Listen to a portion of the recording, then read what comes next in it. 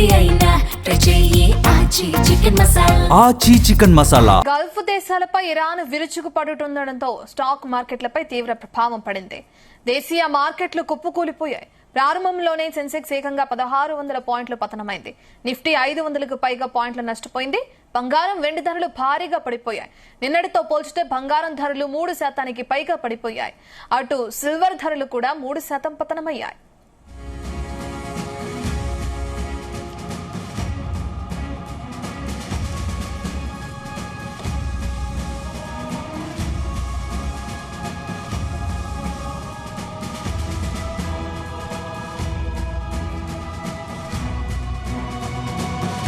మనం ఇప్పటికే చూస్తున్నాం ఏ విధంగా అయితే స్టాక్ మార్కెట్లన్నీ కూడా పతనమైపోయాయో. దీనికి ప్రధాన కారణంగా ఒక విధంగా యుద్ధం అని కూడా మనం చెప్పుకోవచ్చు. అసలు దేనికి సంకేతాలు ఇవి? ముందు ముందు ఇంకా భారీగా రేట్లు పెరిగే అవకాశం ఉందా, లేదంటే బంగారం, వెండి విషయాల్లోనైనా ఇతరత్ర విషయాల్లో కూడా ఈ విధంగానే ముందుకు వెళ్లే అవకాశం ఉందా అనే డీటెయిల్స్ మనతో పంచుకోవడానికి స్టాక్ మార్కెట్ ఎక్స్పర్ట్ జీవి సత్యనారాయణ గారు అందుబాటులో ఉన్నారు.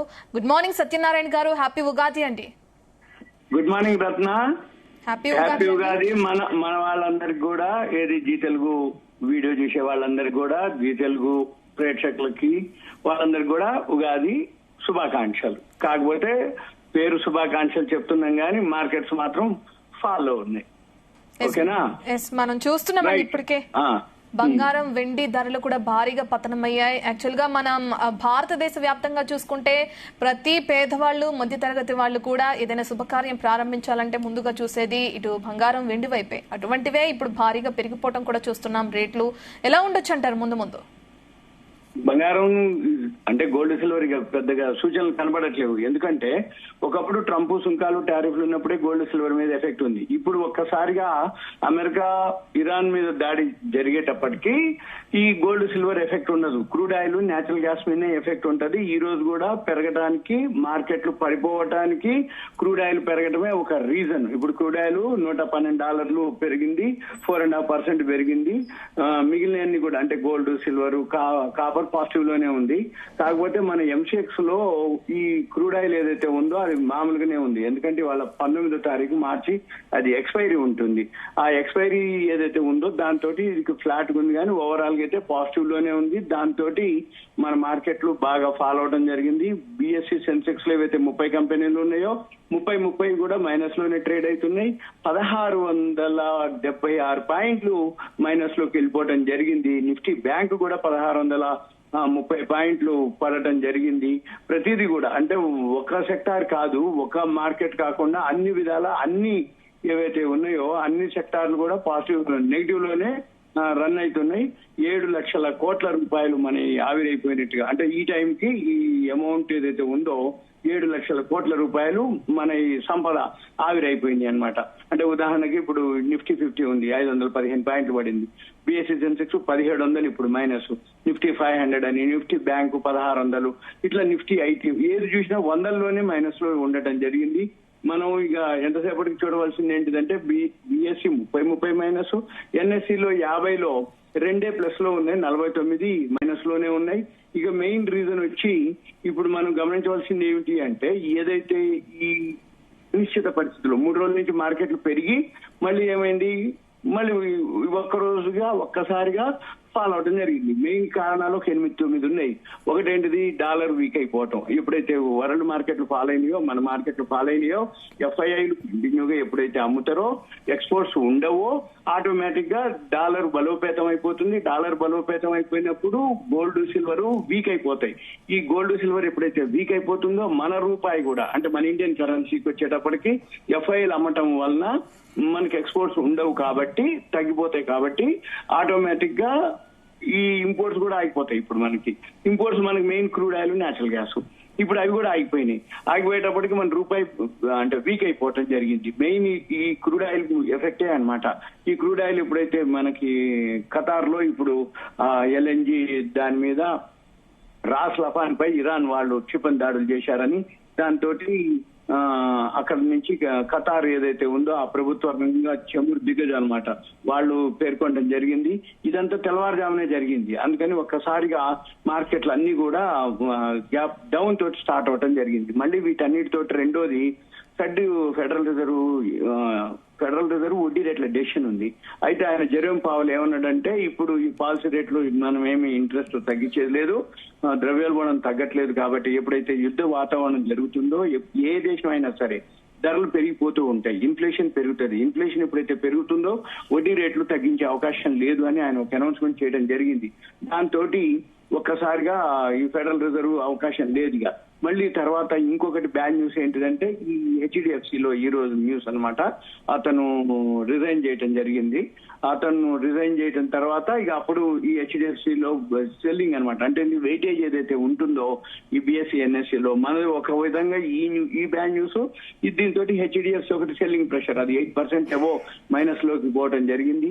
వరల్డ్ మార్కెట్లు అన్ని ఈ క్రూడ్ ఆయిల్ ఎఫెక్ట్, ఈ వార్ ఎఫెక్ట్ తోటి వరల్డ్ మార్కెట్లు అన్ని ఫాలో అయ్యేటప్పటికి మన మార్కెట్లు కూడా ఫాలో అవుతూ ఉంటాయి. ఎప్పుడైనా కానీ మనది మనం కాదు, మన మార్కెట్లు అన్ని కూడా వరల్డ్ మార్కెట్ ని బేస్ చేసుకుంటాయి. మొన్న 3 రోజులు నిన్న మొన్న అంటే ఇవాళ గురువారం సోమ మంగళ బుధ 3 రోజులు పెరిగినాయి. అవన్నీ రిలీఫ్ ర్యాలీ కిందకి వస్తాయి.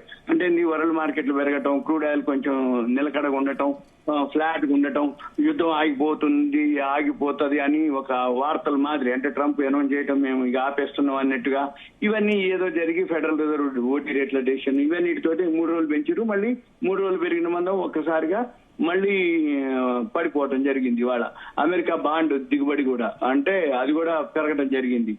ఈల్డ్ ఎఫ్ఐఐలు కంటిన్యూగా అమ్ముతుర్రు. మళ్ళీ ఈ 3 రోజులు పెరిగింది కాబట్టి మార్కెట్లు ఒకసారిగా ప్రాఫిట్ బుకింగ్ కూడా జరుగుతాయి అనమాట.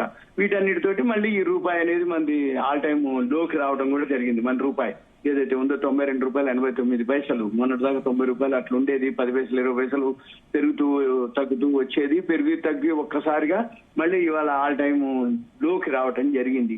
వీటన్నిటితోటి ఇక మన పని ఎంతసేపటికి ఏంటిది, ఈ యుద్ధ వాతావరణం ఉన్నంత వరకు గోల్డ్ సిల్వర్లు పెరిగే అవకాశాలు చాలా చాలా తక్కువ. పెరిగినా గానీ 1%, 1.5% డైలీ వోల్టాలిటీ అనమాట, మార్నింగ్ నుంచి ఈవినింగ్ వరకు 1.5% లో హై అట్లా జరుగుతూ ఉంటుంది.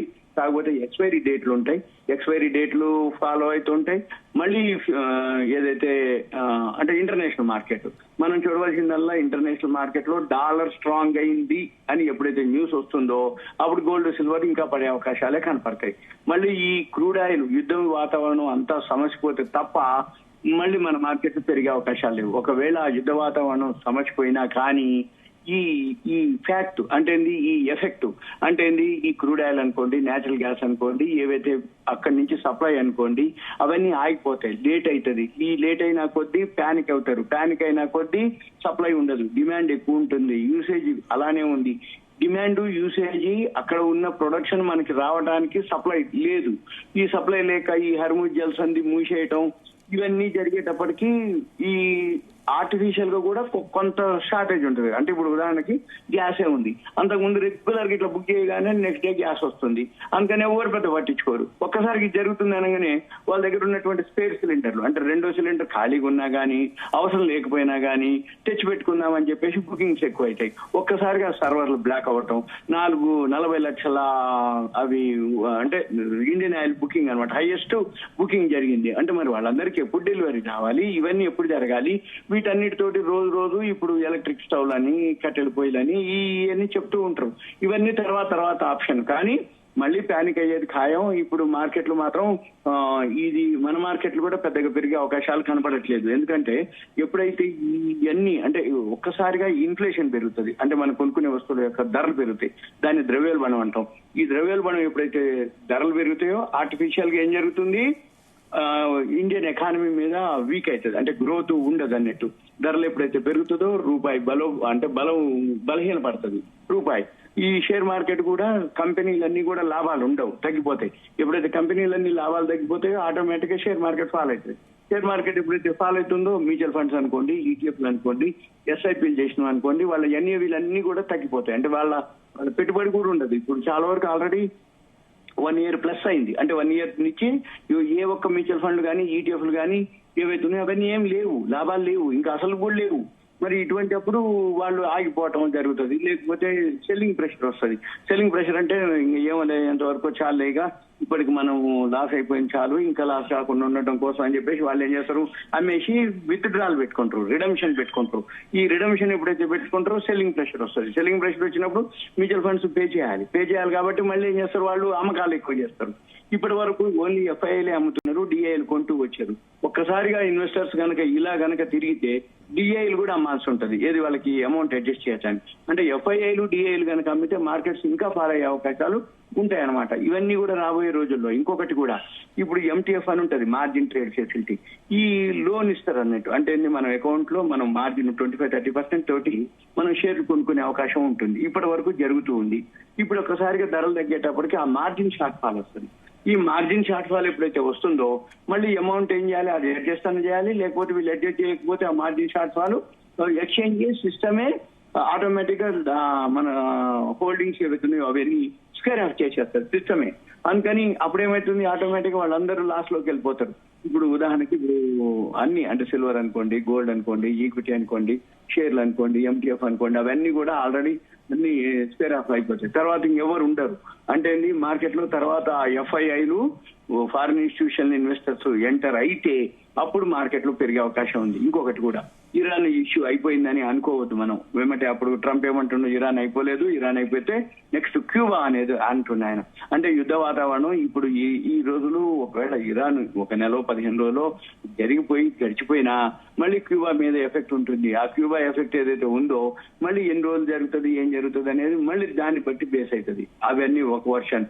మళ్ళీ మనకి వచ్చేటప్పటికి ఓకే, ఇప్పుడు క్రూడ్ ఆయిల్ కానీ ఏదైతే ఉందో రష్యా నుంచి మనకి 30 రోజుల వరకు తెచ్చుకోవచ్చు అనేది ఒకటి ఉంది. అంటే మనకి తక్కువలోనే మనకి వస్తుంది. మార్కెట్ లో క్రూడ్ ఆయిల్ ఏదైతే ఇప్పుడు $112 ఉన్నా గానీ మనకి రష్యా నుంచి వస్తుంది కాబట్టి అది మనకి మిత్ర దేశం కాబట్టి మనకి తక్కువలోనే వస్తుంది. కానీ మరి ఇక్కడ ప్యానిక్ అవటం, వరల్డ్ మార్కెట్, ఇంటర్నేషనల్ మార్కెట్లతో పాటు మన మార్కెట్ కూడా ఇంకొకటి వచ్చే నెల 5 రాష్ట్రాల ఎలక్షన్స్ ఉన్నాయి. మరి 5 రాష్ట్రాల ఎలక్షన్స్ కి మన మార్కెట్లు అంటే మన కేంద్ర ప్రభుత్వం ఏం చర్యలు తీసుకుంటుంది, ఏముంటుంది అనేది మనం ఆలోచించాలి, చూడాలి. రైట్. థ్యాంక్ యూ సత్యనారాయణ గారు.